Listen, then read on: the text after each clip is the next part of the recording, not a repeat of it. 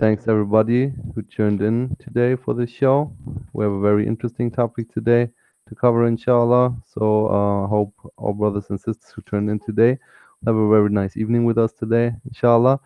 We have a very nice lineup, new guest today, which we are very happy to introduce to you. I think we just jump right into introducing the brothers who are taking part in this today. We have one very high esteemed brother here. I think he doesn't need a lot of introduction. Most people are very familiar with this face here. 𝗧𝗨𝗥𝗡𝗦, you are with us. Brother Daniel, you're trying to go on like I'm some superstar, bro. Like I'm part of some wrestling, like I'm some part of some wrestling team right now. Wrestling team. Going like I'm a wrestler, bro. There's a lot of wrestlers nowadays. You're going like I'm a wrestler right now, bro. No, man. Assalamu alaikum. Get ready to rumble, man. Today, inshallah, should be a good show, man. Assalamu alaikum, brother Daniel, and assalamu alaikum to our guest, brother 𝗧𝗨𝗥𝗡𝗦. Thank you for coming on today, brother 𝗧𝗨𝗥𝗡. So we've got a special guest who's an independent researcher in terms of subjects of Islamic sciences. So I'm happy that the brothers come on our show, and especially to discuss a subject such as this, the subject of Al-Hazrat Malik Al-Ashtar, Allah be pleased with him, because he is someone I feel like he's generally quite neglected in the overall majority Muslim world. Like, not a lot of people know a lot about him, so I think it's amazing that we've chosen to discuss a little bit about his life and, you know, what he stood for, his biography, how he was martyred, and his after effects. Essentially, obviously, the main purpose was, as you can see by the title of today's show, is about the governance, isn't it? Meaning about how that famous letter that Imam Ali alayhi salam wrote to him about how to rule and how to govern. So essentially, that's what we want to get down to today, towards the second part of our show. Saying that, then, should we start off, brother 𝗧𝗨𝗥𝗡𝗦? Do you want to say a couple of words before I start, or should I just start off straight away? Yeah, inshallah. Bismillah. Wa alaikum salam. Yes. Start it off, Bismillah. We'll deal with the content, inshallah. Inshallah, bro. Get me? I got 𝗧𝗨𝗥𝗡𝗦 here, bro. I got the research. always with the confidence, but I like it. All right, cool. So let's go. So Malik Al-Ashtar, then, yeah, Hazrat Malik Al-Ashtar. So again, I've got a couple of material. At times, if my screen goes off, in terms of if it goes dark, it's obviously because I'm using the sources on my phone. So at the moment, I've got the book in front of me. So this is a book that I've got. It's by Mufti Jafar Hussain. It's called 𝗧𝗨𝗥𝗏𝗧𝗏 al-Mu'mineen. It's called the biography of Imam Ali, where he mentions a little section about Malik Al-Ashtar. So I'm going to read out a couple of parts for you. So Malik was his given name, and Al-Ashtar was his title. Now, Malik was actually from a Yemeni tribe. He was a valiant warrior and famous for his swordsmanship and fighting. So what he was known for was his swordsmanship, and he was fighting. So he was a fierce, ferocious warrior on the battlefield. And he was a great asset in actually two of Imam Ali's battles, in the Battle of Jamal and Siffin. As you know, these are two battles that Imam Ali had in his time of ruling. One, what you call the Battle of Jamal, against Aisha, which was the Prophet's wife, and the Battle of Siffin against Muawiyah. So Malik Al-Ashtar was key in these battles. Inshallah, we're going to get to that as well. He was a very close companion to Imam Ali, and like his right-hand man. So he was very close about him. And his position was so close to him that the way we have in traditions that Imam Ali actually said that his place in my eyes is the same as I had for the Prophet. So meaning the way the Prophet used to look at Imam Ali, Malik Al-Ashtar was that same kind of position for Imam Ali. So that's narrated actually in our tradition. So that's quite famous about him. And also, as we know about Imam Ali's status to the Prophet, you know, the Prophet used to say about Imam Ali, "You are to me as Harun was to Musa." So we can see how close that relationship was. So for Imam Ali to give that analogy, you can only imagine how close someone like Malik Al-Ashtar was. Now, in terms of also Malik Al-Ashtar, now there's also one more point that I would like to mention. That so, like I mentioned, that he obviously belonged to an old Yemeni tribe. His full name is Malik ibn Harith al-Nakha'i.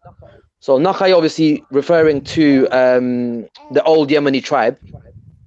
So he's obviously recognized for being, apart from, you know, sometimes you have people that are extremely ferocious in battle, and obviously we have this character where they're ferocious people, they're warriors, but then you don't really see a soft side to them. So what was amazing about people like Malik Al-Ashtar and our imams is that even though they were ferocious in the battle, you know, the exemplary would be someone like Rasulullah sallallahu alayhi wa sallam, or Imam Ali or Malik Al-Ashtar.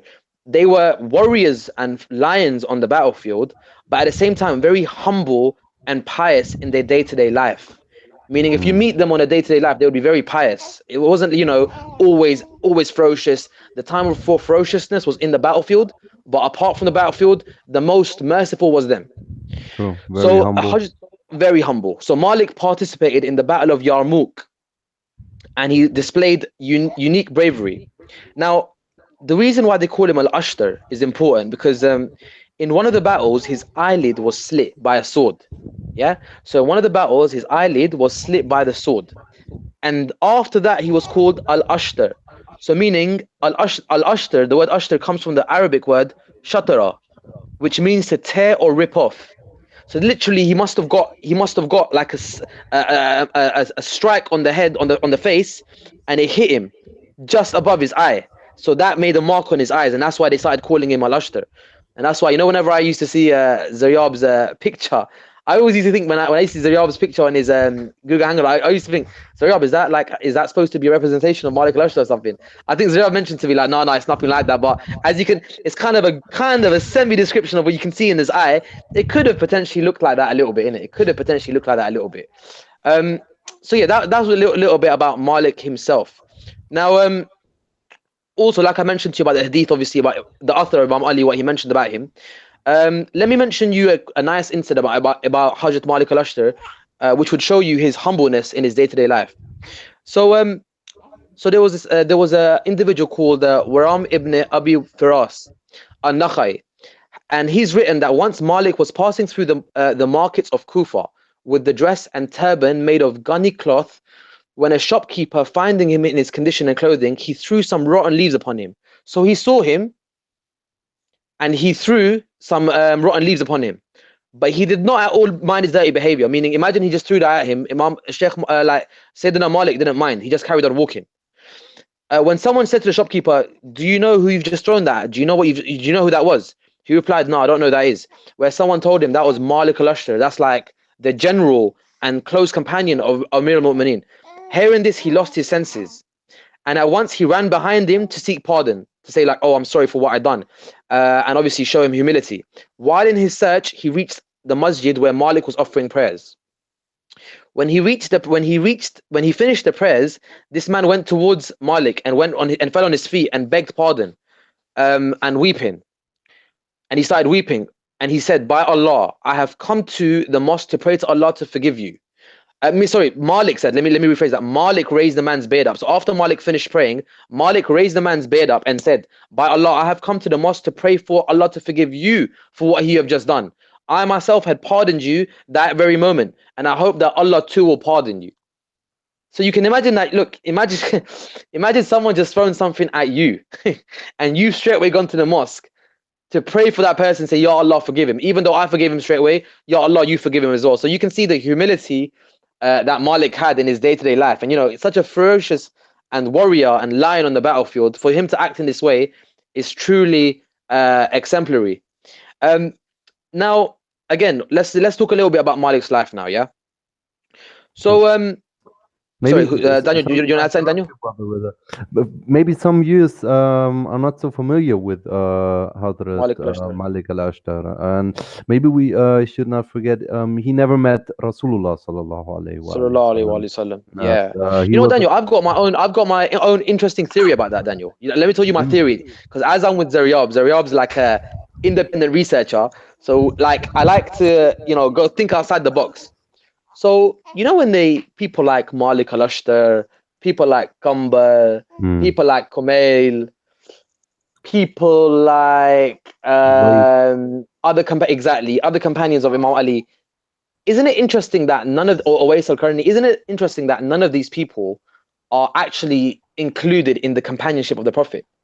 Meaning every single one of them, they'll say, no, he wasn't a companion. He never met the Prophet. But yet you have people that are clearly shady characters that are regarded as companions. So I mean, you've got someone like Muawiyah that is like al-Sahabi, al-Jalil, al-Qadr, al-Sahabi. But then when it comes to these kind of people, they're like, oh no, they weren't really companions. They were just people who met Imam Ali. So I feel like maybe that could be a little cover up in history as well, because why is it that these people aren't companions but they are? Because the best of people like Malik, they're not companions, but other people are. I find it a bit. Do you think there could be some conspiracy with that, Daniel? What do you think? It might be. It might be. Because I mean, we shouldn't forget that most of the history books are also brought to us by the Sunni sect. We don't know how accurate this always is. And another idea that I personally just spontaneously had, that there are ahadith also with our Sunni brothers saying that Rasulullah ﷺ said the best people are those who believe in my prophethood, even though they don't have seen They me. haven't seen me, So they mashallah. haven't Yeah, seen me yeah, yet. yeah, yeah. And I mean, some of those are still the Prophet ﷺ didn't really meet them. Maybe he didn't, but he knew Yeah, about them. He knew about he knew about Uwais them. al-Qarni. We know this from certain We, narrations, and we also know yes, that he prophesied that a group of believers, a group of mu'mineen, will be there in the moment where the famous companion Hazrat Abu Dharr Abu Dar, radiallahu ta'ala anhu will pass anhu. away. So, and then Yes. we see that Malik al-Ashtar to already say that was among those believers, and Abu Dharr was very happy to see him with them. You know what? That's a very important point, and that's something that I'm definitely going to discuss going forward about Malik's connection with Abu Dhar, because that's actually an amazing story, and that kind of talks about the Prophet's knowledge of the unseen, is ilm al-ghaib, when he talks about future incidents. So inshallah, we're definitely Hmm. going to reach that status. Now, in terms of Malik, I was going to say now, yeah. So like I said, a lot of people don't know about him, but he was someone who was he was loyal. So it's like anyone who was loyal to the Prophet's family, it's like they kind of become sidelined. I feel like in certain traditions and history, it's like anyone who's loyal, Abu Bakr's own son, Muhammad ibn Abu Bakr, was a solid, loyal follower of Imam Ali. Malik, loyal again. 𝗦𝗨𝗕𝗦𝗢𝗓, loyal again. 𝗬𝗏𝗏, loyal again. But you don't really hear these names. Now, Malik in his life, what was famous about Malik was that he was basically appointed onto Egypt by Imam Ali. So he was appointed as a governor of Egypt by Imam Ali alayhi salam. So Imam Ali actually gave him the privilege of ruling. So prior to Malik ruling there, Imam Ali had appointed Al-Hazrat Muhammad ibn Abu Bakr, Allah be pleased with him, to Egypt until he was shaheed. So obviously he was martyred by basically Muawiyah and Amr bin As's forces. So that's another interesting part of history. Again, I don't want to go on tangents, but it's one of those ones I've got to mention it as I'm going Yeah, but along. That before we get there, brother, it will yeah, be good to mention at this point that it was after the assassination of Uthman ibn Affan radiallahu anhu, when the personage of Malik Al-Ashtar saw came out. fit to make a famous speech and make his position known, which is the support of Ahlulbayt and support of Imam Ali 𝗦𝗦𝗧𝗦𝗢𝗓. I've got a speech here and it's transcribed as the following. Malik al-Ashtar said, "O people, this is the best of vice regents," Wow, meaning Imam Ali 𝗦𝗦𝗧𝗦𝗢𝗓, "and the inheritor of the Prophet's knowledge. wow, Allah's book has witnessed to his faith." That's the famous verse where it's talking, Allah is talking about those who give in sadaqah or charity when they're prostrating or bowing rather, right? Then the letter continues, and Malik al-Ashtar says, "Allah's messenger witnessed that he will enter the paradise of Radwan, or the special pool, right? All virtues have completely gathered in him. The people of the past and present are certain of his behavior and knowledge. All wow, virtues have Mashallah. completely gathered in him. The wow, people of the past and present are certain of his behavior and knowledge."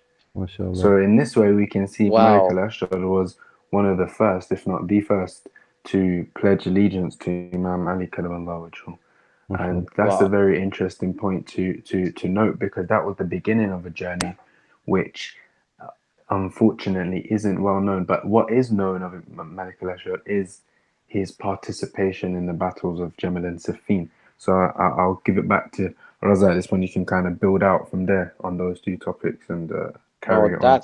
that letter that you mentioned. That's amazing, because it literally Mashallah. shows how strong his support for the Prophet's family was. Malik Al-Ashtar was a staunch, loyal follower of the Prophet's family, and you can see that in those words. Again, I can see. Again, I like to bring out issue. When I talk about something, I like to sometimes bring out other issues, but you can clearly see tafdeel in that letter. That's clear tafdeel there. You can clearly see that he was someone who believed Imam Ali was the most superior after the Prophet. Yeah. Before we continue, may I just quickly jump in that maybe some of our Shia viewers might be irritated. Our brother 𝗧𝗨𝗥𝗓𝗦𝗢 ascribes himself to the Ahlul Sunnah.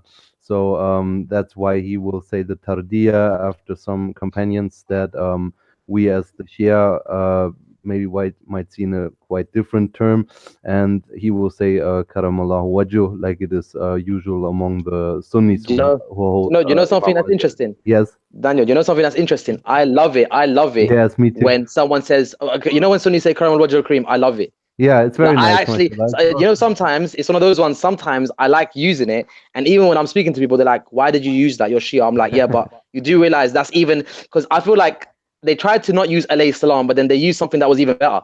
Yeah, it's very nice. Because 𝗦𝗨𝗣𝗣𝗢𝗡𝗦 is, you know, I love it. It's amazing. It just literally means may Allah, you know, honor his face, because he never bowed down to idols. So it's one of those ones. 𝗧𝗨𝗏, say 𝗦𝗨𝗣𝗣𝗢𝗡𝗦 as many times as you want, bro.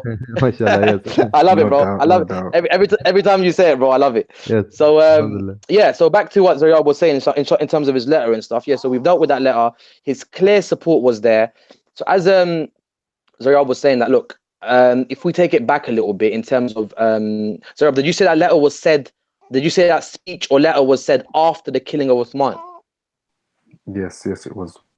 I'm with you. So if we look at that moment in history right now, briefly, we've got the killing of Uthman. You know, that is a subject in itself. However, I will touch upon it. So Uthman was ruling.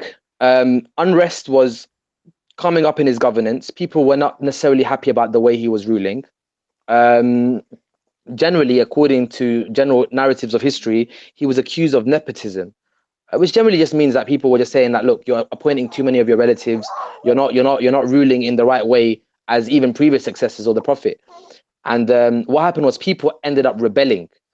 Now, when that rebellion happened, people from all over the Islamic Caliphate went and reached Medina, where obviously was the head which was the head of the Islamic system, and they actually ended up killing Uthman. When that happened, there was loads of people involved in that, you know, from different angles. This is actually is a whole show in itself, but it's one of those ones. It's one of the mysteries that, to this day, that when you speak to people from communities, especially from the Ahlul Sunnah, when you speak to them, they don't really. It's not a subject that's really touched upon, because I feel like if you open this door, a lot of people will get brought out and say, "Okay, so actually, who was involved in this?" It's interesting because at times they even try and accuse Malik of being part of this. You know, they actually try and accuse him being part of him. I know he was part of regiments that were clearly, you know, not happy with Uthman's policy. But as far as killing is concerned, again, all of these things are quite dubious in terms of history, because again, you have to keep one thing in mind, that at that moment in time, anything to disparage the followers of Imam Ali was used. Because when Uthman was killed, what happened was there were slogans raised that, oh, Imam Ali, you have to, you know, people from Syria, Muawiyah mainly, he was one of the main guys that started raising, oh, you know, qisas, we have to avenge the blood of Uthman. And what they started doing was they started trying to blame Imam Ali for it. And Imam Ali, of course, was free from it. Imam Ali, you know, even in certain, I know the Shia narrative might be a bit different, but regardless, the point is that in Sunni tradition, he even sent Hassan Hussein to protect him. So the point is that clearly, you can see he's clearly not part of it according to their own tradition. So for Malik to say that letter there and then makes it clear that he's basically given his unequivocal support for Imam Ali, and he chose that side. Now, what's happened after that is, after he's done that, with obviously with all the things that's happening, Imam Ali started getting into wars. People started saying, oh, well, basically now we need to avenge the death of Uthman. And again, that topic is a quite a long topic in terms of why they were actually doing it. But suffice it to say, they used it as a pretext. They used the death of Uthman as a pretext to basically rebel against Imam Ali. In reality, they just wasn't happy about Imam Ali ruling. Now, in that situation, imagine where you've got, you know, because, you know, when we say about Muawiyah, I think people don't realize how strong the opponent was. You know, when I say, oh, he just ruled, you know, he was like a ruler. No, he was basically what you could call him a sultan per se, because he was ruling all of Sham. What is Sham? Sham is Palestine, Jordan, Israel, Lebanon. Syria, Lebanon. All of those Yeah. areas he ruled. That's a big region to rule. Do you get what I'm It saying? was That's some a big region to rule. kind of shadow government he had there, right? It's basically a shadow. It's one of those ones, as they say, isn't it? You're running a system within a system, really, isn't it? Yeah, true. Like a gang, You're like a very mighty like a gang, gang. yeah. Yeah. You're running a system within a system. So at that moment in time, for Imam Ali, and Malik Al-Ashtar to pledge his unequivocal support for the Prophet's family and say what he done, it shows you truly what he was about. Now, the first war, Muawiyah comes second. The first people to actually rebel against Imam Ali was in the Battle of Jamal, which was actually Aisha, the Prophet's wife, and 𝗧𝗨𝗥𝗓𝗦𝗧𝗑, the two companions. So when they rebelled and they what you call they pledged allegiance and then they broke it. Yeah. So Muawiyah is regarded as someone who basically never gave bay'ah, so he basically rebelled. But then there's Talha, Zubair, and Aisha, they gave allegiance and then they broke it. So in the Battle of Jamal, Malik Al-Ashtar again was front line, and he was known in this battle for being a frontline in Imam Ali's army. And he was so in battle, he was so ferocious that everyone was actually scared of him in battle. No one wanted to come near him in battle because he obviously Yemeni, and just the indication of Yemenis. I've always got a lot of love for Yemenis. And the reason for that is that's why I don't care if a Yemeni is Sunni, he's Shia, whatever, man. A Yemeni, the reason why I got a lot of love for Yemenis is because the Prophet ﷺ said, Al-Iman al-Yemeni. He actually praised it. He praised, I don't hear the Prophet praising he never praised my country. He praised Yemen. You know what I'm saying? He could have praised his own city, but he praised Yemen. So naturally, and one thing that's in history, you'll notice that Yemeni tribes have always been pro-Alid. Whether they've been Shia, whether they've been they're always pro-Prophet's family. And I always felt that that's the reason the Prophet praised them. That they've always had this love towards the Prophet's family. Are you with me? And naturally, Malik Al-Ashtar was from a Yemeni tribe himself. So, Brother Daniel, would you like to mention something about the Battle of Jamal in terms of you mentioning a narrative about Malik Al-Ashtar? Yeah, I would love to hear that narrative about the war. And I think you mentioned, was it Abdullah bin Zubair? He had like a one-on-one with. They had a one-on-one, yes, very interesting stuff. Like wow, one-on-one, yeah. This is recorded in the book of Al-Muhajir, and actually the story is that they met each other on the front line, and they had a ferocious clash with each other. I mean, we have to admit that Abdullah ibn Zubair also was known as a very fierce and strong warrior. He's a warrior. Now, even in books of history, I read that he was a ferocious. Even Zubair is someone who I've got this personal thing for with Zubair, that these people were warriors. Zubair was someone who, remember, Zubair, even in the time of the Prophet, he was always, even everyone ran in wars, you always has, next to Imam Ali's name, you always have Zubair's name. So naturally, I would expect that from Abdullah bin Zubair to be a warrior himself. Zubair also was with Imam Ali alayhi salam for a long time. Unfortunately, he broke this allegiance, but he was a very staunch supporter. He was very loyal. Yeah. I know.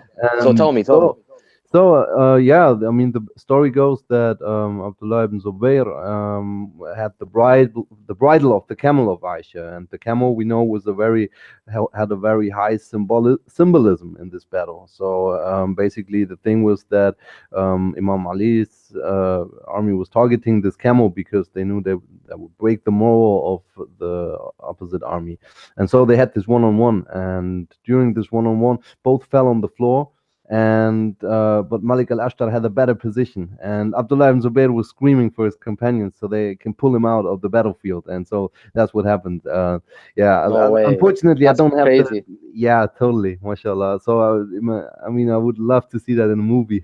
I know, I can only imagine. The thing is, it sounds a bit, it sounds like I would love to see it, but at the same time, I can imagine it was probably pretty gruesome. That war, these wars are serious things. Like sometimes we just negate them as though they had the war, but I'm talking about thousands upon thousands killed and martyred. Are you with me? I mean, there's Muslims in the very early generation of Islam, Muslim brothers killing each other, and we cannot say that probably most of them, maybe, I mean, talking about the army of Aisha, were maybe tricked into this. Happening to this day. Yeah. No, you know what? We haven't recovered. We haven't. You know those wars, because Muslims weren't known to kill Muslims before. In the Prophet, after the Prophet, there was no such thing as a Muslim kills a Muslim. Uthman's thing kind of opened it up. Uthman's thing was the first thing that opened it up, and then these wars that happened. We haven't really recovered from them. Yeah. Because Until people say, oh, today, the yeah. war's done, leave it. Because look at the gap of Sunni Shia. These wars have literally completely just obliterated Sunni Shia issues. You with me? Yeah, true. Was So the it's very first important in these sectarian wars. war. We in these wars we actually clarify that, you know, these wars, you can't just brush them underneath the carpet. There's serious issues that need to be addressed and say, look, we can come to agreement and say what happened in these wars. We can't just, you know, suddenly blame it And on this. Yeah, go on, Zayab. yeah, in terms of a historical context, it's always good to bear in mind that what we're talking about here is not a long time or a far removed eon from the Wow. Prophet Muhammad, peace be upon him. The Battle of Siffin, for example, the next one after Jamal, was in the 37th year Hijri. True. So Wow. Wow. you see, this was the final attempt, and this was the culmination, a final attempt by Muawiyah ibn Abu Sufyan to kind of finish off Imam Ali, karamallahu wajhu, because Imam Ali, don't forget, had been sidelined and actually had been offered the caliphate after Umar, no? Mm. Yeah, If in he the would six-man council, you're accept right. the He was offered it. condition, It's yeah, the if he would condition. accept the condition that he would not only rule by the Book of Allah and the Sunnah Wallah. of the Nabi sallallahu alaihi wasallam, but also by the Sunnah of the Shaykhain, to which he outright refused. So, with that being borne in mind, you see, Imam Ali karamallahu wajhu he wasn't in he wasn't entrenched as Muawiyah was, because remember, Muawiyah was given a position of office by Umar, not by Uthman. So this nepotism angle still needs to be researched as far as I'm personally concerned. But in regards to I'm the with you. positioning of Umar, that was a specific area, and that area was Damascus, like as in the city, perhaps even the greater city limits. Now, that's a far cry from the whole region that Raza was mentioning of Syria, of Greater Syria, which Mm. today includes Mm. Israel, Jordan, Lebanon, and so forth. So Oh, you see, he had, by the 34th year after the Hijrah, Muawiyah had entrenched himself in that area and positioned himself quite well, yeah, a right, region of in Established, terms massive of established importance. himself. support.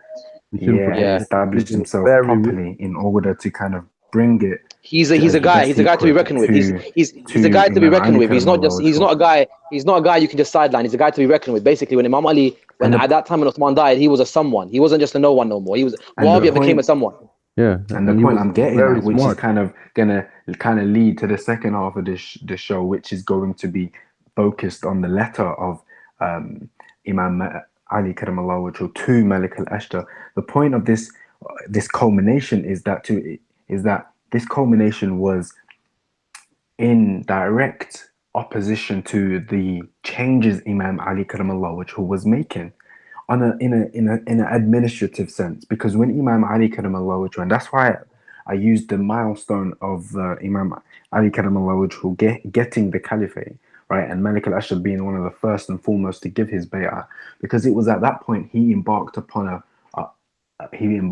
program to rid the Islamic world of corrupt, unjust governors and rulers. Now, what's interesting is that this was an attempt, both battles of Jamal and Siffin, in my opinion, was an attempt to disrupt that agenda. Now, one of the people that Muawiyah and the Umayyads were scared of, because another person we haven't mentioned is Marwan. Marwan Mm. arguably was the instigator of Wow. the Battle Yeah, of Jamal. Now, when you think about it, you see the Battle of Siffin. You see, Muawiyah was very afraid of the fact that Imam Ali karamallahu wajhu chose Badriyin and chose upright men to be governors, Mm. because they have an effect on the wider society. And so, Mm. fearing this effect, obviously Muawiyah set about and his agents to rid the Islamic world of these people. Now, as I say, Malik al-Ashtar was one of these people, because all of them, their characteristics, Imam Ali positioned them with the conditions of being God-fearing, of being righteous, of being truthful, right? And not being Yeah. concerned about positional power. So Muawiyah Yeah. basically formed an army to fight Imam Ali karamallahu wajhu under the leadership of Abi al-A'war al-Silmi, right? And Mm. Imam Ali Mm. karamallahu wajhu, in response, formed an army to face the army of Muawiyah, and gave its leadership, entrusted Malik al-Ashtar with the leadership of that army. You see, now Malik Al-Ashtar, as ordered Wow. by Imam Ali 𝗦𝗦𝗕𝗦𝗧, chose to seek a peaceful solution first, right? Now, the issue is that there was a faking of a peace on the side of Muawiyah in the form of Abu al-A'war al-Silmi. And it's at that point that the battle kind of commenced. And yeah, I'll pass it back over to you, Raza. No, man, Zaryab, bringing that fire as usual, bro. You know what it is? Exactly what Zaryab was saying in terms of the whole issue with the whole Uthman thing and etc. You see, in terms of history, what I've read is that Umar is the first one who gave Uthman power. Oh, sorry, True. Umar is the first one who gave Muawiyah power. Muawiyah. Uthman Right. then built on it. So Muawiyah never got it all from Uthman. It's true. Umar was the first one who gave Muawiyah power for, you know, Allah knows for what reason. That Muawiyah, you had Badriin Sahabi, you had things Sahabi, but Muawiyah got that power. Then when Uthman picked up on it, Uthman extended that power, so he gave him even more control.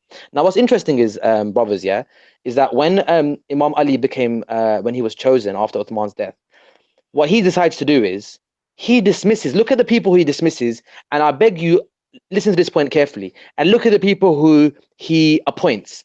Who does he dismiss? He dismisses Muawiyah. The minute you come and you become the Khalif, knowing that this guy is running basically a shadow government underneath you, and he's probably potentially even more powerful than you, what does he do? He basically dismisses Muawiyah, Amr bin As, and Walid ibn Uqba. 3 people he dismisses. And they're all 3 people that were potentially put on that by Uthman previously. I know Walid and Muawiyah definitely were, because Walid was related to Uthman. This is the same Walid, by the way, that is famous about him, that he drank alcohol in he was put as the governor of Kufa by Uthman. Yeah. He was related to Uthman. He basically led Fajr prayers while he was drunk. True. And instead of reading 2 rakat namaz, which is Fajr, he read 4. So the companions that were praying behind him were like, "What's going on here? You just read 4." He's like, "Why did I?" He looked back and he goes, "Oh, did I read 2 less?" He was so drunk, he thought he read less. He said, "Do you want Do you want more? Do you want more?" He goes, Like, 2 out from me. He goes, 2 out from me, 2 out from Allah. Something weird like that. So the point was that these are the kind of people Imam Ali had to dismiss. And that's my link to obviously Uthman's family and him giving it in regards to nepotism. Now, the people that he appointed, look at these names. Tell me if you lot even recognize these names. 𝗧𝗨𝗥𝗡𝗦𝗢 ibn Hunayf al-Ansari, Malik Al-Ashtar, Abdullah bin Abbas, Abu Ayyub al-Ansari. Yeah? Uthman bin Hunayf, Ubaidullah ibn Abbas. So Uthman ibn Hunayf is that same governor who used to rule, who was basically in Basra.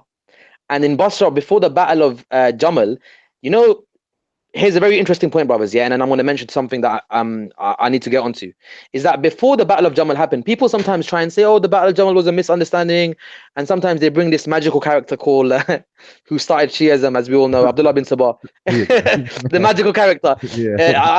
Sayyid Ali wasn't there at that time, so I don't think it was him, but, but Abdullah bin Sabah is the magical character, yeah. Now the point is that, okay, let's go with your narrative that he started it, but hold on. When the people of Basra, when Aisha them lot reached to Basra, they basically killed, it comes in the books of history, that they killed like around 40 people, and Uthman bin Hunayf was taken and his beard and his eyebrows was plucked out of his face. So they had already started it with Uthman bin Hunayf. So you had already started it before that. So that's why Imam Ali, when he came, he goes, you've already made war allowed for me, because you started it. You've already basically chosen to assault one of my governors. And this is in the books of history. Uthman bin Hunayf was assaulted by the people that reached the Basra, Talha, Zubair, Aisha's army, all of them. They assaulted him and they killed 40 people. Then the Battle of Jamal started. And that was confirmed that there's nothing to do with Abdullah bin Sabah. That's confirmed. So that was an important point there. Now, one thing I wanted to show you in terms of the incident of Siffin, which is amazing. And again, can you just hold... one thing, sorry about that. Yeah, sorry about that. You know, one thing that's interesting, yeah, is that in terms of the Battle of Siffin, yeah, is that the mentality of the soldiers. I want to show you the mentality of the soldiers and show you where this whole thing started from. In the Battle of Siffin, when they reached the Battle of Siffin, Muawiyah's army was there and Imam Ali's army was there. So the Battle of Jamal's been won. The Battle of Siffin are there. what happens now is that in the Battle of Siffin, Muawiyah's army manages to take the river, the river of the Euphrates. So they actually managed to take that river first. Now, obviously, in strategic battle, water source is very important. When they took that river, they basically never allowed Imam Ali and his army to drink from that river. So they both camped next to each other, but they're not letting Imam Ali drink from that water. They're not letting his army and his soldiers or his horses drink from that water. What does Imam Ali decide to do? Imam Ali alayhi salam decides to send Malik Al-Ashtar with his army and attack. He says, get that water back. We need to control that water. We need the water. Our soldiers and our horses, we need water. Imam Ali decides to attack and get that water. When Malik Al-Ashtar goes there with his ferocious, his Yemeni blood, he goes there, he gets the Euphrates, he gets the water back, and he is now in control of that water. So hold on. You block the water on me. Now Malik Al-Ashtar has gone there, and with Imam Ali's army, has gone there and now got the water back. Now what happens? Actually, I'm not even sure. Did Imam Ali go as well? Did Imam Ali go there as well with the Malik Al-Ashtar, or did he just send him with the army? No, not that I know of. Yeah, I think he Cool, sent him. cool. If anything, brothers can rectify me on that. Now, when they went there, now they've got the water. So now what happens? Now Muawiyah's army is thinking, oh, but you know what? We need water. We've been stopping water on these lot. Now we need water because they've just taken it from us. They fought them off. Now Muawiyah goes, okay, what do we do? What does Imam Ali do? This is very interesting. Now, very important point here. What Imam Ali says, you know what? Imam Ali says to Muawiyah's army, all of you come, drink the water, and give the horses water. Give your horses water, and take water for anyone you want. So Imam Ali, after taking water from them, he gives them water. 𝗧𝗨𝗥𝗓𝗦𝗖𝗥𝗓𝗦𝗍𝗓 He took the water from them, but then he gave it to them because he goes, listen, this is a necessity and a basic of life. Islamically, we don't do that. Allahumma salli ala Muhammad. That is the blessing of Imam Ali, that he took that water back. Now, what's this part? Very interesting part. You see that water? Where did this issue of water start? Because I'm going to make this one link of water, and Zayrab, this might be interesting for you to hear as well. The whole thing with water. Jump on a point after that, brother. No problem. Jump on it straight. The whole thing with water essentially starts with Uthman. I'll tell you why. The first person that was stopped this right was Uthman. Because Uthman, when people besieged him outside of his house in Medina, they never let, I think for 3 days, for water and food wasn't allowed in the house, etc. I know they would definitely stop the water. Now, when that happened, the people that followed Uthman, what you call the Shi'atul Uthman or the Uthmaniyun, the pro-Uthmanid supporters and the pro-Muawiyah supporters, they started using this as a slogan. So when Muawiyah's army stopped the water on Imam Ali, what did they say as a pretext? They said, the reason we're going to stop the water on you is because you stopped the water on Uthman. So notice the link here. Stopping the water on Uthman. So we're only stopping the water on you because you stopped. So what does Imam Ali and his soldiers have to... They keep trying to use this narrative of Imam Ali's part of killing Uthman. They keep trying it, even though today, even Sunnis don't say that today. Not everyone knows Imam Ali had nothing to do with it. So they kept using this narrative. Now watch this. When they use that narrative of Uthman's blood and saying, oh, you stopped the war on him, so we're going to stop the war on you. The same thing happened in Karbala.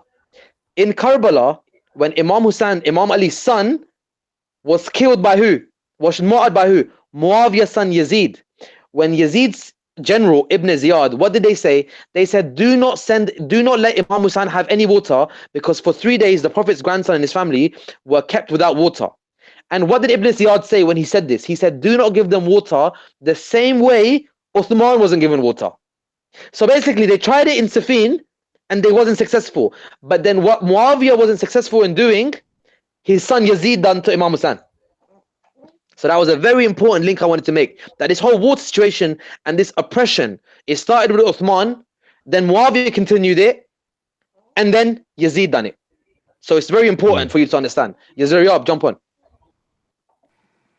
I think it's very interesting. It has a modern application as well, in as far as that we kind of totally brushed over the fact that the normal quote unquote human response would be to cut off the water supply to the enemy once, especially a standard in a time of war, but especially as a strategic move, but especially when they've prevented you from drinking water in the first place. So it was so beautiful to hear that the Nabi Sallallahu Alaihi Wasallam example was carried on in the personage of Imam Ali 𝗦𝗦𝗕𝗦𝗖𝗥𝗓𝗦, right? Because he was brought up in his household, subhanallah. So given that we see the exemplification of khuluq and character in this Wow. situation, because in the modern context we have a concept of water wars. You know, looking forward, Yeah. we see that water is the new commodity, and that's where a lot of the conflicts coming up in the next century or so, and going on further than that, is going to be focused on. A lot of the conflicts are going to be focused on water. So that just came into my head Wow. anyway. But I'd like to Wow. use this to pivot off and kind of talk about a Sahabi, right? Who, because Wow. this show is about Malik Al-Ashtar, and this show is about kind of No doubt. elucidating a personage, a tabi'i, who isn't well known as far as I'm aware in the Sunni tradition at least. And as far as that goes, we can tie him up with the personage of Abu Dharr al-Ghifari. Um, so yeah, if you want to Wow. just introduce that, and I'll come back in a sec. Yeah, so again, like 𝗧𝗏𝗏 said, yeah, it's one of those ones where this is exactly what happens in our traditions, where someone like Imam Ali and stuff, when you start speaking about these personalities, it's like literally you get lost. It's an ocean, isn't it? When you start speaking about Imam Ali and obviously the way he dealt with things, you get lost, and this is why sometimes other companions, to an extent, get sidelined, because it's one of those ones when you just kind of get lost in it and you don't end up discussing other issues. So it's very important. We come back to it in terms of Malik Al-Ashtar. So now Malik Al-Ashtar, what happened in terms of Abu Dharr, because his link to Abu Dharr is extraordinary, because the stamp of approval that Malik Al-Ashtar, so even though to a certain extent, again, I'm still double-minded about that whole policy that he's not Sahabi, but that's my own, conspiracy research, yeah? In terms of saying that Malik Al-Ashtar, he got the stamp of approval from the Prophet. Some will say, what do you mean? How do you mean he got the stamp of approval? The Prophet ﷺ gave a bashara, gave a what you call as a prophecy, as one of his proofs of prophethood, ilm al-ghaib, where the Prophet actually mentioned about Abu Dharr and how he would pass away. So Abu Dharr was a Sahabi, and Sahabi al-Jalil, again, he's someone again that's respected in our circles, and is respected in Sunni. Obviously, Sunnis respect generally all companions. However, in Shia circles, he's highly respected. He's one of those who are loyal to Imam Ali till the end. And obviously, in terms of what happened with him, I'll let 𝗧𝗏𝗏 deal with that. But in terms, I'll tell you the final part is that Abu Dharr was someone, when he was martyred, well, not martyred, but the way he died in the way of Allah by being exiled. The Prophet actually said that, "Oh, Ya Abu Dharr, you will die a lonely death, and a group of believers will come and see you or pray over you." So I just want to read this narrative. 𝗧𝗏𝗏, should I read this narrative, or do you want to go first, or shall I read the narrative first? Yeah, go ahead. Cool. Okay, so this narrative is very important. Just bear with me for 1 sec. Okay, I've got it here. Cool. So, 1 minute. What's also interesting why you are looking up for the reference is that both of them, both Abu Dharr and Malik Al-Ashtar, were exiled. So this is something that also links those two with each other, because they both were known to speak up for the truth, and there was would no speak the truth as it possibility is. to silence them except expelling them from the No, this is, locality. yeah, 100%. They someone might argue and say they were true Rafidis, but I'll leave that to another. I'll leave that to another day. All right, check this. All right, check this though. So watch this narration, yeah. First of all, I'll read it from I'll read it from tabaqat ibn Sa'd. So he mentions that Ibrahim ibn Malik Al-Ashtar has narrated from his father. So Ibrahim was the son of Malik Al-Ashtar. Again, he's another legend. Ibrahim was another legend. Daniel, if I'm not mistaken, he was the one who defended and he fought against Yazid's army after the Battle of Karbala with Mukhtar, isn't it? So again, 𝗧𝗏𝗏. He was with Mukhtar al-Thaqafi. So 𝗧𝗏𝗏, again, yeah, go on. A hero go on. coming from a hero, yeah. A hero. 𝗧𝗏𝗏, again, amazing for you to know that Ibrahim was Malik Al-Ashtar's son, and he was the front line of those who joined forces with Mukhtar Thaqafi and avenged the blood of Imam Hussain. So you can see how loyal that blood of Malik Al-Ashtar is. He avenged the blood of Imam Hussain, and he fought against all of those oppressors that killed Imam Hussain, and he annihilated all of them. So again, like his father. Now check the narration. Ibrahim ibn Malik Al-Ashtar is narrated from his father that when Abu Dharr's death approached, his wife started to cry, at which he inquired about her weeping. To which she replied that she couldn't arrange his funeral and she didn't have any sufficient piece of cloth to use as a shroud for him. Subhanallah, imagine this. Abu Dharr, who is the companion Al-Jalil. This is what I mean about, these kind of things. The reason why they to an extent annoy me, that someone like Abu Dharr, his wife doesn't have cloth to even cover him.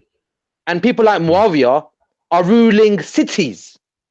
And Abu Dharr is a Jalil Qadr Sahabi. No one denies that he's one of the earliest ones. And he was a soldier of Allah.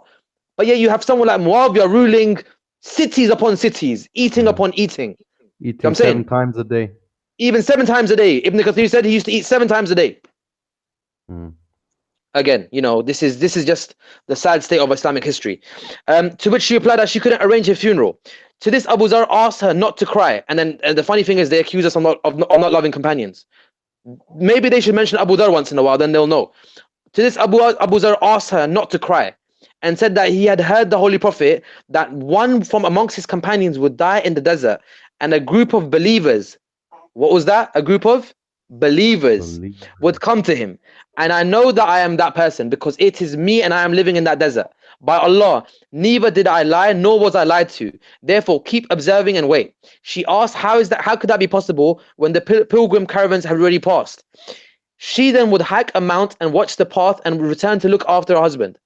She then saw a group who were moving very fast on their riding animals. She waved a cloth at them, which she noticed and came to inquire about it. They noticed it. She said that a believer was dying and she didn't have a cloth for his shroud. Subhanallah. When asked, she told them that it was Abu Dharr, to which they replied, may their parents be sacrificed on him. 𝗧𝗨𝗥𝗡𝗦 on these people. An Ansari youth came forward and offered a shroud, saying it was from the clothes that he wore and it was in his bag. He agreed and allowed him to shroud him. He said that the Ansari shrouded him and all the others in the group also came to him. And the group included Hujr bin Adi and Malik Al-Ashtar. So this group, Hujr bin Adi as well. Who's Hujr? Again, like I said, there's so many tangents I can take this. I need to be faithful to Malik Al-Ashtar, but Hujr bin Adi, 𝗧𝗨𝗥𝗏𝗕𝗦𝗏 Al-Hujr bin Adi. Al-Hujr bin Adi, I can probably Zaryab with your research on Muawiyah, you probably know this, but for the audience, Hujr bin Adi was that Sahabi, Al-Jalil, Al-Sahabi, that basically was martyred by Muawiyah.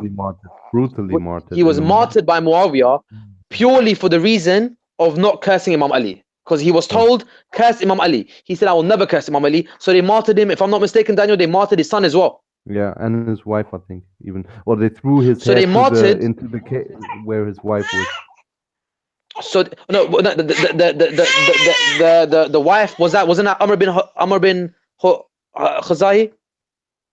You really? It might be. I'm confusing this, but it might be. Yeah. But in terms of what I definitely know is they martyred. Yeah, they martyred Hujr bin Adi purely for not cursing Ali. And guess what? And today they ask, when did Muawiyah curse Ali? The Sahabi Hujr was killed because of this. Because he refused it. He was martyred because of this. Not only did Muawiyah curse Imam Ali alayhi salam, he also forced people to curse him. SubhanAllah. Exactly. One thing is, those ones where someone will say, okay, but he cursed, but okay, I believe he's bad for that. This individual was cursing and killing people for not cursing Imam Ali. Are you with me? Yeah. Now, so what does that narration say? Go back to the narration. The two believers that the Prophet testified to them being believers. This is a testification of them being believers. Hujr and Malik Al-Ashtar. Are you with me? And Malik Al-Ashtar. So this is like a stamp of approval from the Prophet ﷺ that these two are believers.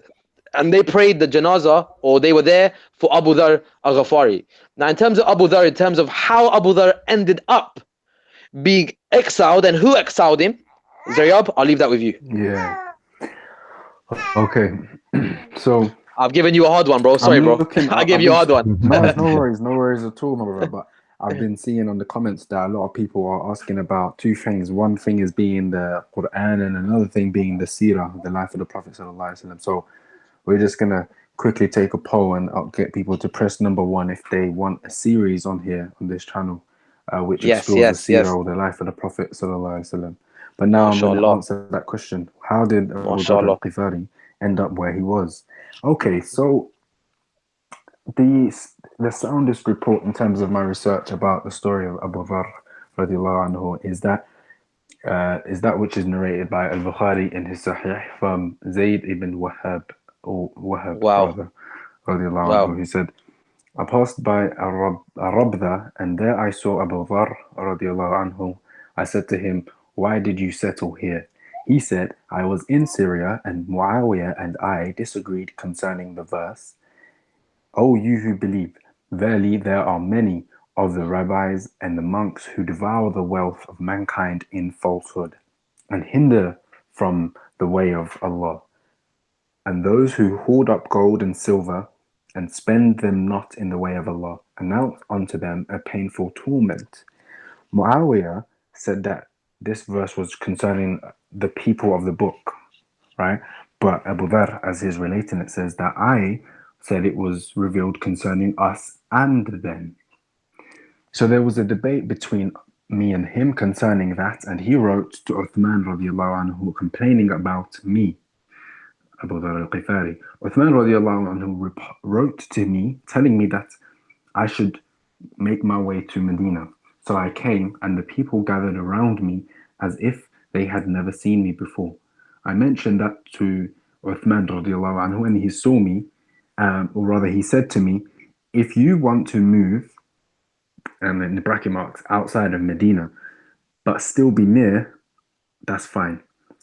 That is why I settled here. And even if they appointed an Abyssinian over me, I would hear and obey.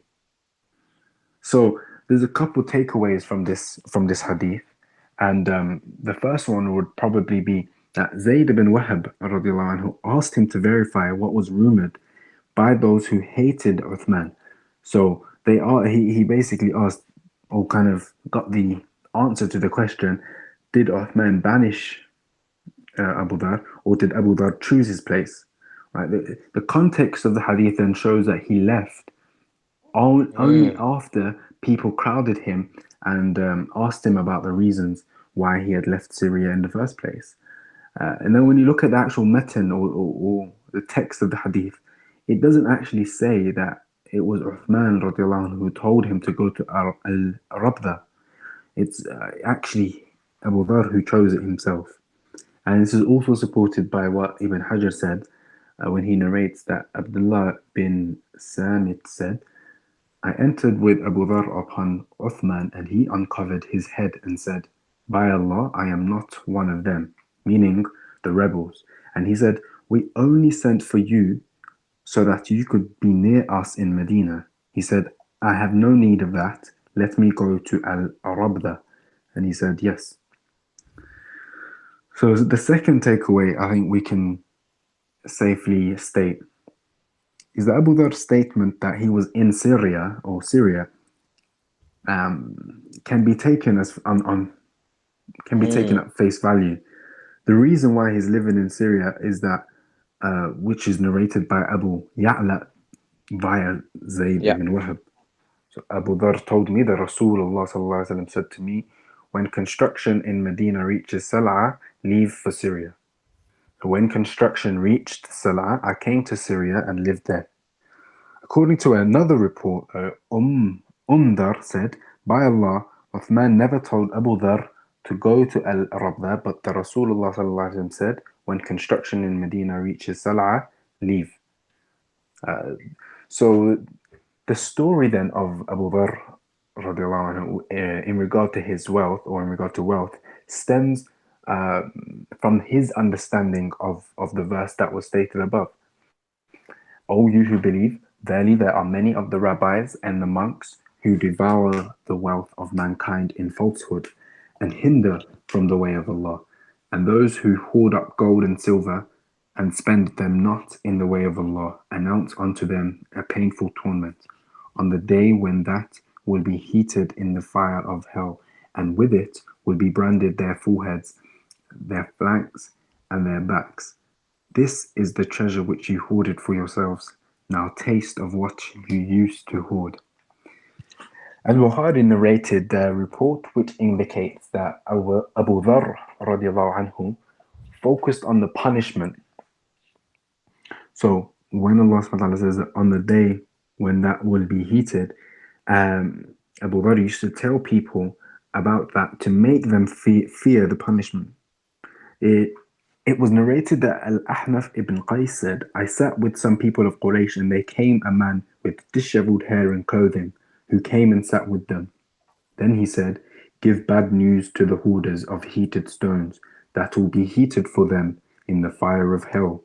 Then they will be placed on the breast of one of them until they come out from his back, and they will be placed on his back until they come out from his front, and he will be trembling. Then he went away and sat by a pillar, and I followed him and sat with him, and I did not know who he was. I said to him, I think that the people did not like what you said. He said, they do not understand anything. So Abu Dharr, in support of his evidence, or in support of his argument rather, used the evidence of the following hadith. The Nabi Sallallahu Alaihi Wasallam said, I would not like to have the equivalent of Mount Uhud in gold, but I would spend it all except 3 dinars.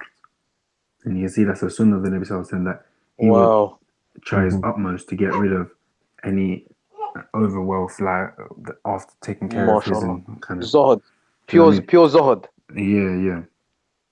Yeah. So what's interesting here is that these are a couple of the issues which led to Abu Dharr being in the wilderness, being in the desert, for Malik Al-Ashtar and Hujr to stumble across during his death pangs.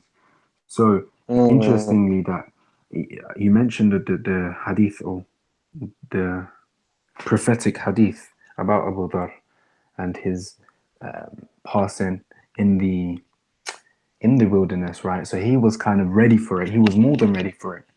And it so happened that Malik Al-Ashtar and Hujr were kind of, he's considered a tabi'i, Malik Al-Ashtar, and so he's honored by being mentioned in reality through this verse, as it played out in that way, and he was favored by being amongst those who were considered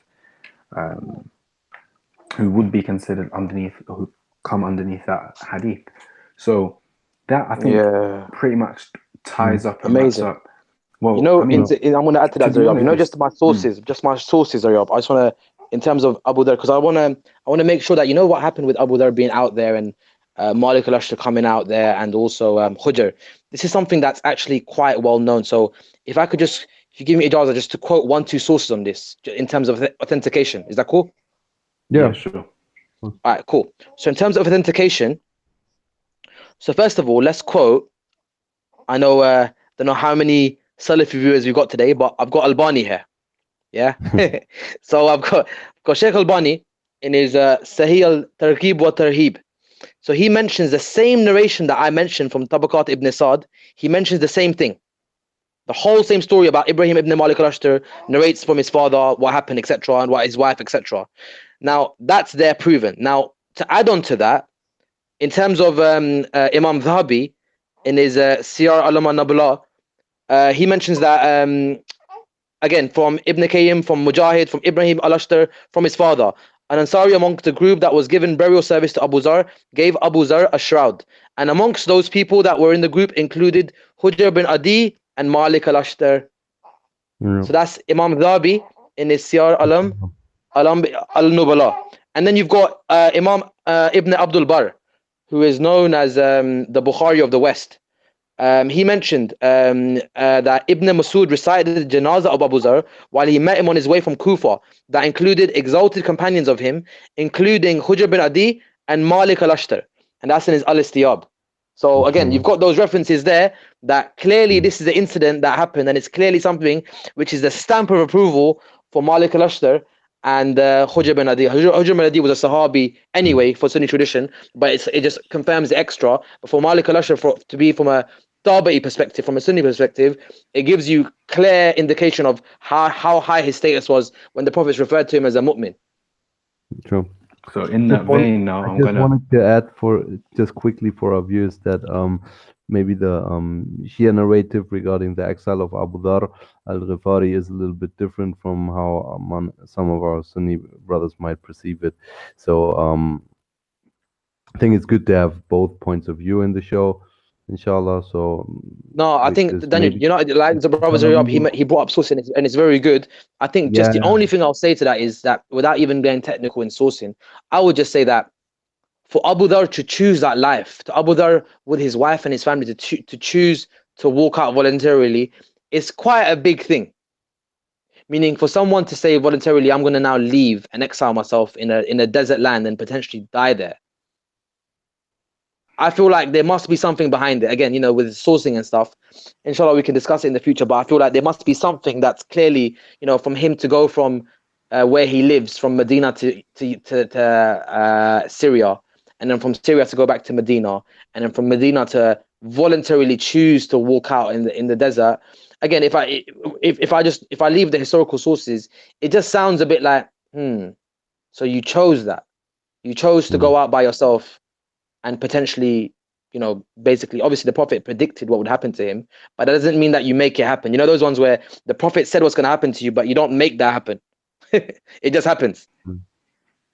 So true. yeah, just around that narrative that, yeah, clearly, and obviously we know that from the narrations that Zaryab was presenting that Abu Dhar, because the thing is, you have to study his history. He's a vocal character. You know, there's certain guys that were diplomatic. Abu Dhar was not diplomatic.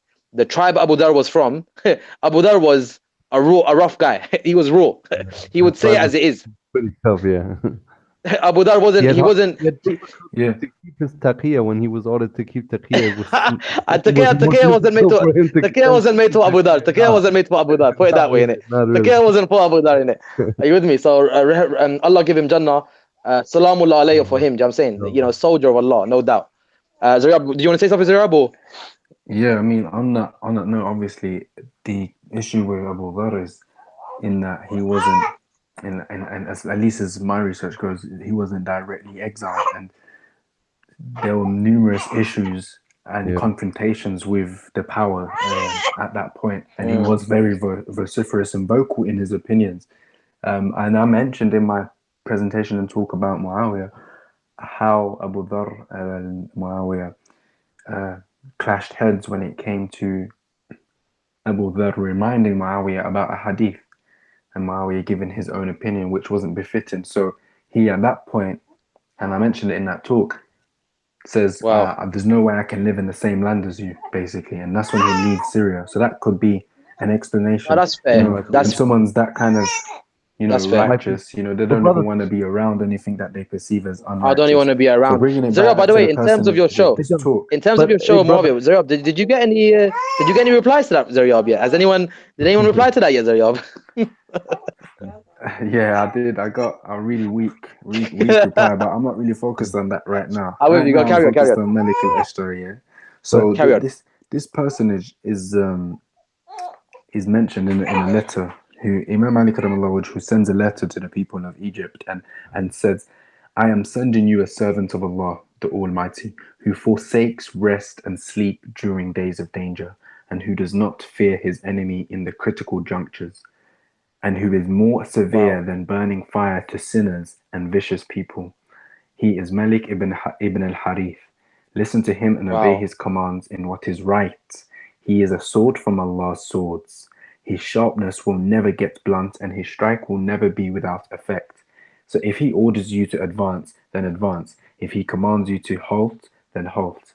Because he himself will neither advance nor halt and will never give orders to advance or halt or retreat without my consent.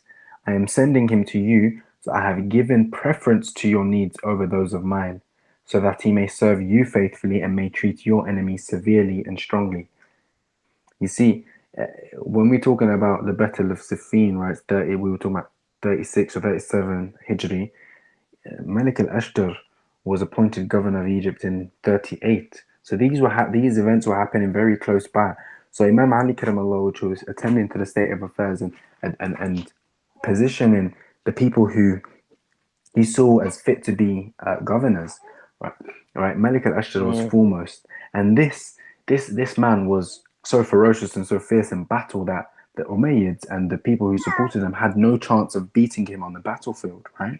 So they had to turn to the dirty tricks. They had to turn to the dirty trick of poisoning, and it was only through Mm. poisoning that they were able to get rid of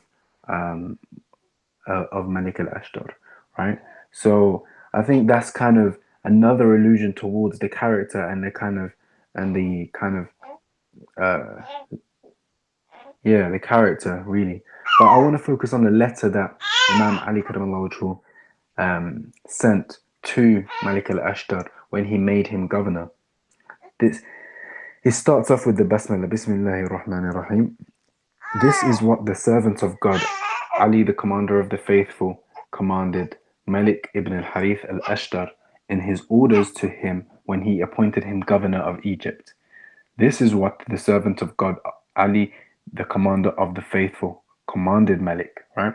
So to collect its land tax, to fight against its enemies, to improve the condition of its people, and to engender prosperity in its regions. Develop. Now, this is the personal aspect, and look at the kind of wisdom that's imbued in this letter. Develop in your heart mercy and love for your people, and be kind to them by being benevolent with them.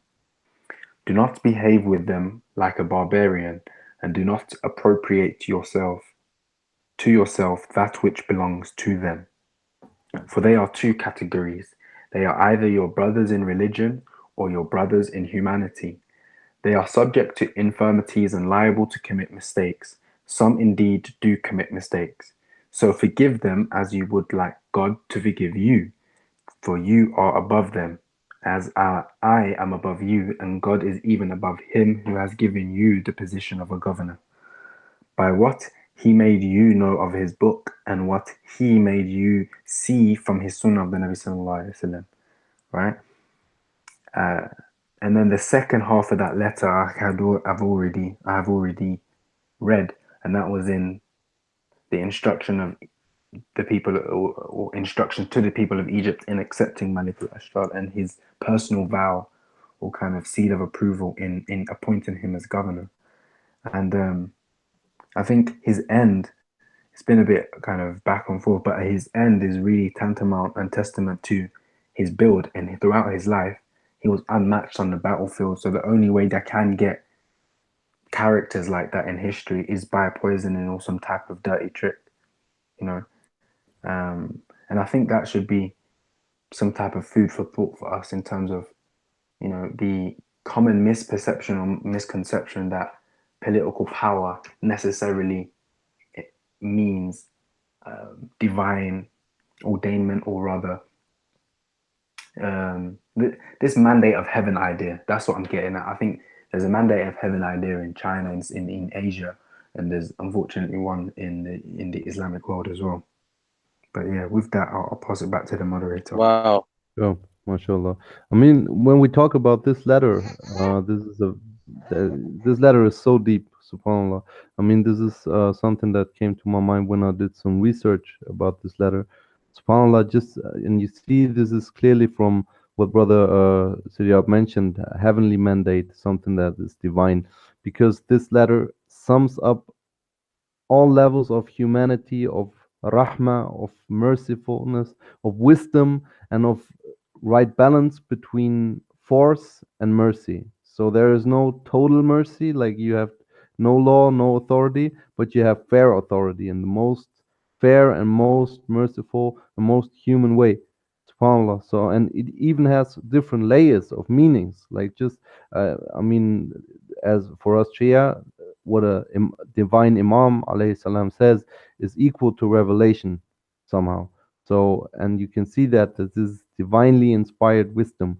That is just like the Quran does apply to all times. It has a specific relation to a specific time, but is valid for all time, for every age, for every place in the world. And so you can apply this letter for every government. I mean, everybody could learn from this. And even the non-Muslims, and I hope some Wahhabis will not say, "Oh, we are praising now the laws of the kuffar" or some silly stuff like that. But I mean, let's have a look at the United Nations. The United Nations highly, highly Praising praised. the no, Yeah, I was waiting for you to bring up the UN law, man. That's very yeah, important because I think what the United Nations had actually selected this letter yeah, in their research when they were going through. I think in the means of trying to recommend a leadership for the yeah. Middle East that would work. They True. researched this letter and they specifically chose this letter of Imam Ali. So Yeah. May I, this may is I, nothing to do with this is nothing to do with someone being Muslim or not. It's to do with being intellectual. A true. non-Muslim can be intellectual. It doesn't make a difference if they're non-Muslim. The May point I is just that if they're now noticing this letter, you clearly has something, doesn't it? Yeah, may I just read a few lines I found on the internet, on Of course, LinkedIn of course, of actually. course, I found this of here. course, of course. So it says the UN Secretariat, the Committee of Human Rights in New York, under the chairmanship of the Secretary General Kofi Annan, issued in 2002 this historical resolution. And look what they say about Imam Ali alayhi salam. They say the Caliph Ali ibn Abi Talib alayhi salatu wasalam is considered the fairest governor who appeared during human history after the Prophet sallallahu alayhi wa sallam. Allahu Akbar. Subhanallah. Even non-Muslims say this. Subhanallah. This should give some people to think, in my opinion. So they said the UN declaration was based on documents of 160 pages in English. For this reason, the World Organization for Human Rights called the rulers of the world to follow the example of his sound and humanitarian method in ruling, which revealed the spirit of social justice and peace. It was mentioned that the famous American writer Michael Hamilton was acquainted with the administrative instructions for the Caliph Imam Ali alayhi salam gave to Malik Al-Ashtar radiallahu anh, when he appointed him ruler for Egypt in 656 AD, urging him to treat people who Wow. were not Muslims with charity and beneficence, confirming the necessity, my English sucks so much, the necessity of equality among the Jews and Christians with Muslims in rights and tasks. He showed his high admiration for the wise policy that made him enter the history of humanity from its broad doors. The United Nations have advised Arab countries to take Imam Ali alayhi salam as an example in establishing a regime based on justice and democracy and encouraging knowledge. Subhanallah. Allahu Akbar. Subhanallah. It's as in Allahu Akbar. It's one of those ones where like the UN and obviously them looking at again these are things that we're not just saying because we're Shia. Anyone can check this. Just go online and write the UN recommendation and write Imam Ali's letter to Malik Al-Ashtar. The letter will come up. It's known that they've chosen this as a recommendation. It's known. It's not something it's ma'lum. Like you can just check it online. So it's amazing that they've recommended it, and I would recommend everyone to read the letter. The letter is in Nahj al-Balagha. The letter's there. So do check that out. Does anyone have the exact reference for the letter, Daniel or Zaryab? The exact Well, letter number? unfortunately not, because I'm having to have a look Cool. here. Yeah, which Yes. also has this letter here in the chapter about Imam Ali alayhi salam. It's in Nahj al-Balagha. It's in the second part, the part of Just containing write the Imam Ali. narration. His letter's quite known. And now in terms of the letter, now the certain parts that Zaryab has read, is there any other parts that we should focus on that letter? Because Zaryab, what SubhanAllah. part did you read of that letter? Like he read the introduction, I think, right? Zaryab, She read the brother? introduction. Yeah, Yeah, I yeah, think yeah, he must have read the introduction. Is there any part yeah. that we should focus on specifically? Because the letter's quite in length, but obviously we want to try and get to the cream, like the famous line that we always quote: "A person is either your brother in faith or your SubhanAllah. equal in humanity." That's the famous one, isn't it? SubhanAllah. Such a great reference. That's the famous quote that Imam Ali sent to Malik Al-Ashtar in that letter. He said, someone is either your equal in faith or is either your brother in faith or your equal in humanity. So clearly you see Imam Ali, he made such a beautiful way to kind of present something where trying to say, okay, someone can be your brother in faith, but if they're not your Muslim brother, if they're not a Muslim, they're still your equal in humanity. So try and look at them in that way then. If you can't see them as a brother in faith because they're not Muslim, look at them as an equal in humanity because Allah still made them as well. So it's such an SubhanAllah. amazing and beautiful way of looking at things, especially in today's context where you've got so much hate in the world, especially you've got so much extremism, etc. It's such an amazing way to look at things. And this is Imam Ali writing it as a form of leadership. Now, Brother Daniel, And it's this that's been yeah, go on. neglected, Yeah. in reality, these separations are are just outdone. They're just worn out. And in reality, these are some of the topics that we need to be touching upon and discussing upon. These universal ideals that's in the Quran. These ideals such as justice, such as taqwa, so adl, taqwa, or taqwa adl. We got tafakkur, tadabbur. We've got contemplation and things which have been neglected, unfortunately, in our tradition, intellectual No, tradition. You won't find a book Zariab's right. about People have become so contemplation. sectarian. People become so Yeah, but you'll sectarian find many that book all you want about to do other is, it's like, sects. Yeah. yeah, it's like oh, the saved sect, and it's this whole concept. Zariab, again, another show, Zariab, I would love for you to come on. Inshallah, we can discuss this concept of, this whole concept of, oh, Ahlul Bidah, don't sit with them, don't talk with them. That was started by, you can hear it from a lot of narratives within, not the Salafi school, but within the Salaf, the aqwal of the Salaf. They say, oh, don't speak to them, don't talk to them. This kind of concept, does it really work in the 21st century? Where you say, oh, don't speak to Ahlul Bidah, don't talk to them, don't eat. As in, it's really these kind of things that we're focused on, Muslims. Like, it's one of those ones. Imam Ali said, alayhi salam, don't look at who's saying it, look at what he's saying. look at the fikr, look at the thought process of Imam Ali. First of all, he says, someone is either you're equal in faith, or your brother in faith, or equal in humanity. Then he says, don't look at who's saying it, look at what he's saying. He's trying to say, try and transcend upon religion. Don't base and look at someone and say, oh, are you a Muslim? Okay, then you're fine. If you're not Muslim, no, you're not fine. Oh, are you Shia? You're fine. If you're not Shia, you're not fine. Oh, are you Sunni? No, that's all nonsense. It's about And looking at your this whole character. thing, I think, can be stemmed and can be traced back to these issues, because remember, Muawiyah famously said once Malik Al-Ashtar news had reached Muawiyah that Malik Al-Ashtar had been assassinated, he said Oh my famously God. that today, Astaghfirullah. Ali ibn Abi Talib, 𝗦𝗦𝗕𝗦𝗧𝗏, which had two hands, I cut off one of them on the day of Siffin, right?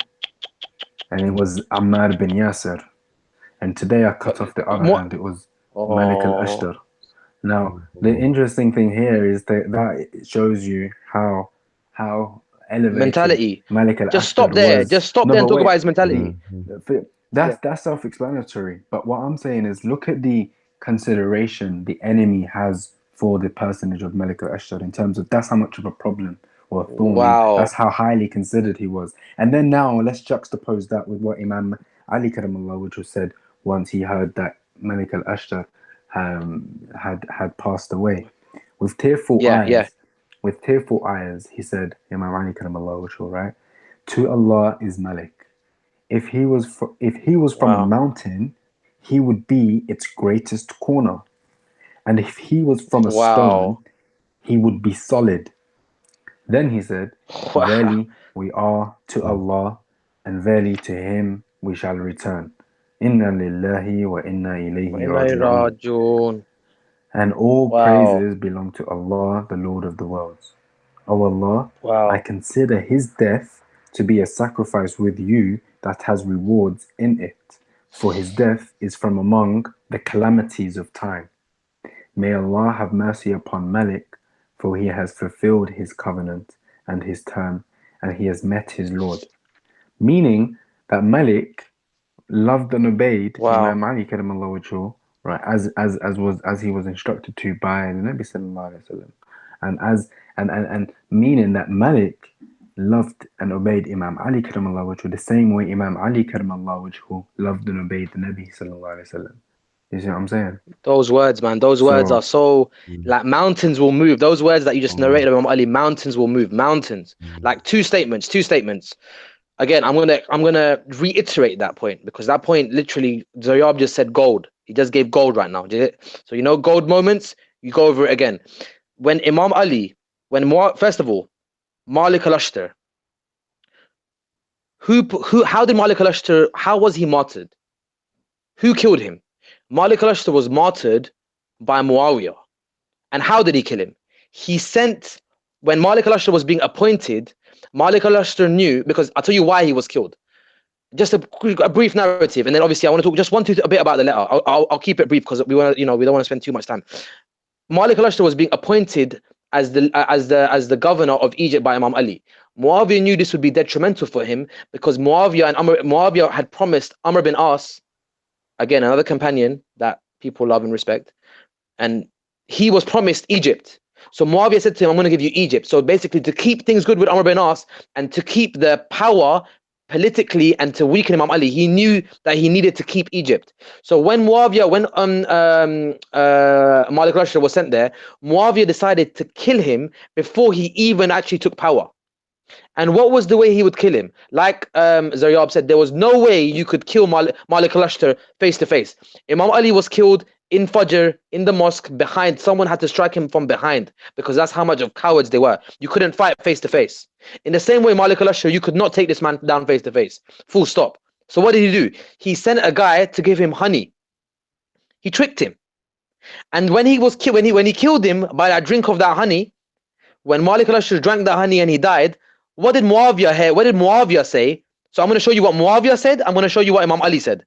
Muawiyah said two things. He said, honey too is an army of Allah. Masudi in his Muraj al-Dhahab narrates that Muawiyah said, honey too is an army of Allah. Look at the way they ascribe these killings to Allah. This is the sickness about it. That you ascribe killing Malik Al-Ashtar, who is clearly a man of Allah, who the Prophet has testified of being a believer, and you ascribe that killing to Allah. Honey too is an army of Allah, meaning the honey that I used to kill him is from Allah. Number one. Number two, what does Muawiyah say? Ali had two hands, like 𝗧𝗨𝗥𝗡𝗦 narrated. One was severed in Siffin, meaning Amr bin Yasir, salamullah alayhi, radiallahu ta'ala anhu. And the other has been cut away today, meaning Malik Al-Ashtar. Salamullah alayhi, Allah give them Jannah, both of them Jannah. So you see how Muawiyah's thinking about these people was, I have cut off Ali's two hands. And I have now given Allah, and the honey is from Allah. So this mentality of this people that were loved by Allah were clearly, what you could call the elite, the eloquent, the Zuhud, Imam al-Zuhdin. Yeah. Brother, Ammar ibn Yasir, there was the famous narration about that the rebels, the Baghi, will kill him, and the soldiers of Muawiyah confronted him. They said, listen, Muawiyah, we recall this prophecy, the Prophet ﷺ, and aren't we now the Baghi because we killed Ammar ibn Yasir? And Muawiyah said, no, the other ones are the Baghi because they sent him into battle, they killed him. Look at this character. Subhanallah, you know this character. I'm gonna play role play with you. What was the reply to that? Daniel, what was the reply to that from Imam Ali? Excuse me, brother? What was the reply to that? When Imam Ali heard that on the battlefield, when Muawiyah said, oh, you've brought Ammar bin Yasir to the war, so you killed him. Do you know what Imam Ali said? What did he say? I don't know. Do you know? Yeah, so, well then, obviously, this is where it's very interesting and a very unique. Muawiyah then replied, Imam Ali 𝗦𝗏𝗧𝗏𝗏𝗧 replied, rather, if that's the case, then, and this shows you the wit and the quick-wittedness and the wisdom of Imam Ali 𝗦𝗏𝗧𝗏𝗏𝗧. Just like he responded when Abu Bakr and Umar made the argument that, we're from Quraysh though, and people aren't going to accept Ansar. He was like, well, if you're from Quraysh, then I'm from Banu Hashim. So that's how he's quick with it. So the same time people were like, oh, no, Imam Ali, you killed him because Ammar, you brought him to the battlefield. And he said, okay, well then, Nabi sallallahu alaihi wasallam killed Hamza then. If that's what you're saying, look at that. Mantiq, Imam al-Mantiq. Because he brought him. Imam al-Mantiq. You can see. Look at that. Come on. Behave. Enough said on that. Enough said on that. Now, just a quick, I'm going to go on to just a couple bits of this letter that I want to highlight because there's some parts of the letter that I definitely want to discuss on this. While I do that, I'm just going to read out. Brother Reza? Brother Ziyab? Yeah. You're still here? Brother Reza somehow is disconnected, unfortunately. He'll be back with us. Inshallah, we will continue until he is back. Inshallah, Brother Reza will give us a sign when he is back. So maybe we can continue where he just stopped. Like we wanted to focus on this famous letter And No problem. That's fine. Let sorry. me get to the letter. Let me get to the letter then. In terms of, in just for my sources, because I like to quote sources. In terms of the killing of Muawiyah, poisoning Malik, it's in Tabari. That's just one narration, and it comes in a list of historical sources. But for anyone, it's in Tariq al-Tabari. It's there. Now, in terms of the actual letter that we want to discuss, is there any parts you brothers want to specifically go to in terms of that letter? Because I'm going through it now and I'm trying to find something that will really set it off. Zaryab, any part that you specifically want to go through, Zaryab, or because it's split up, isn't it? No, the way I it's would split say up is that this. it's. Yeah, go I on. think I think we've done it. We've kind of whetted people's appetites. If they're interested in this, they can follow it up in their own time. I don't think we need I'm to with you. kind of we should read open a it up. few lines at least, inshallah. Yeah, a few lines. Yeah, I definitely, got a few. sure. I got to read a few lines to Okay, so Imam Ali actually talks about the different classes of people in this letter. He actually separates the different classes of people into 7. So first of all, if you look at the split of the letter, it's this. Basically, first of all, it's a preamble. Then it's the qualifications of a governor and his responsibilities. Then he talks about ruling should be in favor of the people as a whole. So you don't prioritize one ruling class over the other. You look at the whole community. Then he talks about counselors. Then he talks about the different classes of people. He splits the classes into 7. What are those 7? The army, the chief judge, executive officers, the administration of revenues, the clerical establishment, traders and industrialists, and the lowest class. Then he talks about communion with Allah, and then on the behavior and actions of a ruler. Now tell me, someone who wrote this letter nearly 1400 years ago, does this man sound like someone normal? No, man. SubhanAllah. Does this man sound like an average Sahabi to you? No. There's a reason why there's a reason why you say 𝗦𝗪𝗪𝗔𝗓𝗓𝗦 after this person's name. There's a reason why we say alayhi salam. Look at the content. SubhanAllah. I mean, and look at the also content. look at how he balances the pyramid of power perfectly. SubhanAllah. We can maybe also get to that. Like the model of organization of power is so perfect. So watch this, watch this, Daniel, watch this, Zoe, watch this. On the behavior and action of a ruler, listen. Then do not keep yourself secluded from the people for a long time. Don't ghost. Don't try and act like you're not part of the people. Don't split. Don't act like I'm a king, I'm a ruler, I can't mix amongst the people. Because the seclusion of those in authority from the subjects is a kind of narrow-sightedness and causes ignorance about their affairs. You don't realize when Theresa May, look, let's apply it in today's time. When Theresa May talks about our situation, what do we say? You don't know about a situation. When the Grenfell Tower happened, why was everyone angry? Everyone's like, listen, you don't understand the situation. You don't come and visit us. You don't move with us. Why is people like Jeremy Corbyn so successful? Because he moves with his subjects. He moves around with his people. Am I right or wrong? True. Zaryab, you understand what I'm trying to say to you? He moves around with his people. He moves around with his subjects. And I think the point that I take away from the lives of the Ahlulbayt, and one of the many points, and the tabi'ins is that there was no culture of celebrity. There was no cult of celebrity. There was no kind of, look at me given to poor people. They would go out at night with a hood up so no one can see them. No one knows them. You know what I mean? Not making no fuss, and would just give out. You know what I'm saying? So what's interesting for me is the takeaway that, these people were so humble, and Imam Ali Karramallahu wasn't saying this from the palace. He was saying this from a very humble. Famously, he was known as Abu Turab. The Nabi Sallallahu Alaihi Wasallam gave him that kunya because of the incident in the mosque, right, where he was dust and he got up.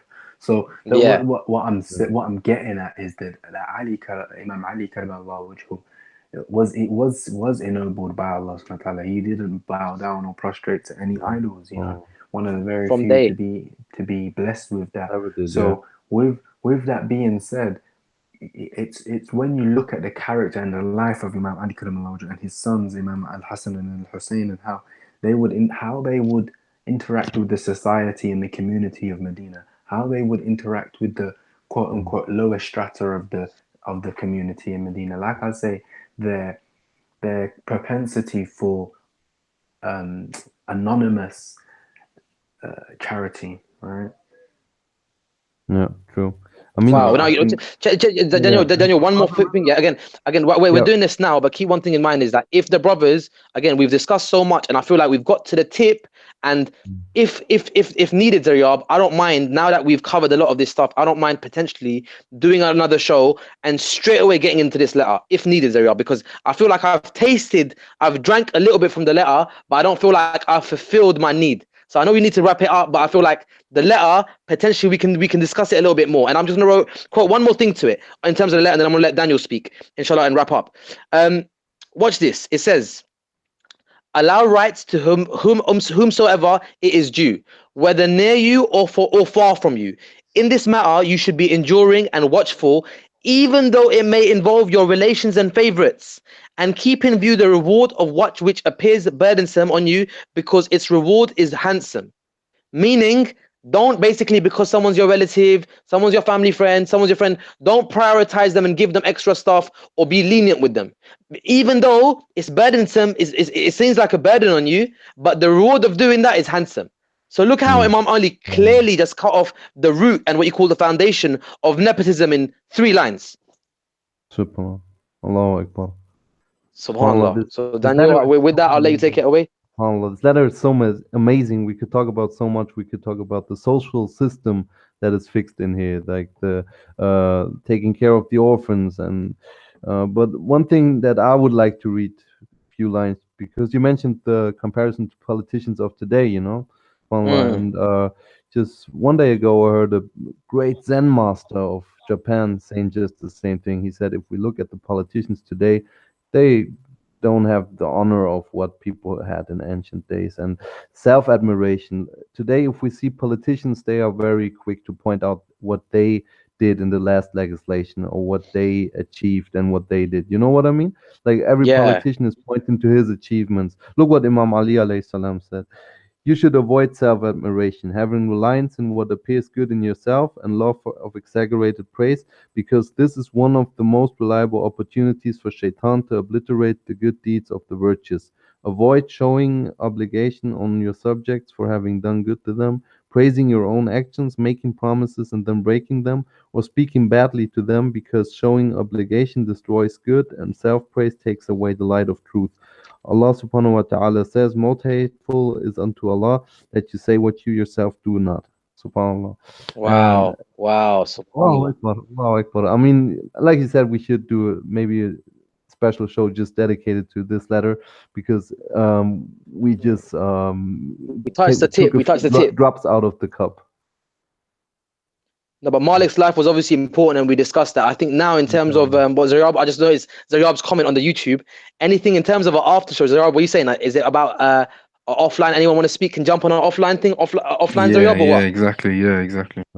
All right, cool. So if that's the case, then if Daniel, if you could send the link on the chat, on the live chat, Zaryab. Do you know how to do that? Daniel? You mean for the YouTube? For the hangout? Yeah. So for the hangout, if they want to join, they can join it offline. So that we'll cut off, and then inshallah, if anyone wants to join, we can discuss it offline, all 3 of us, and this and that. And Zaryab, I've got some research. I've got some research. Up now. Is it here? Yeah, because is it on the right side? Is it there, Zaryab? Is it there? Is the link there? I've sent it. So yeah, let's just wrap this up and then inshallah.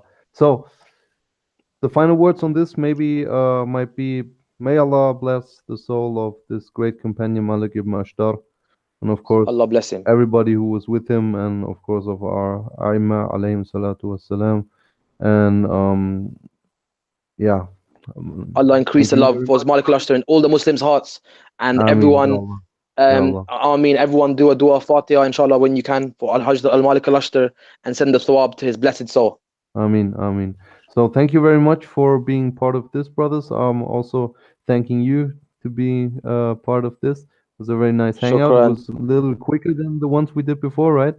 And short and snappy. Keep it short. Short and snappy, yeah, inshallah. And also our sincere condolences to all the followers of Ahlulbayt, to the Shahada of Imam Shahada Imam Musa Al-Kadhim. Amazing. Today is the day, Zaryab, that Imam Musa Al-Kadhim alayhi salam, the 7th Imam from the Prophet's lineage, was martyred in the prison of Baghdad by who the majority of Muslims call Harun al-Rashid. After So 14 it's years something of again, imprisonment.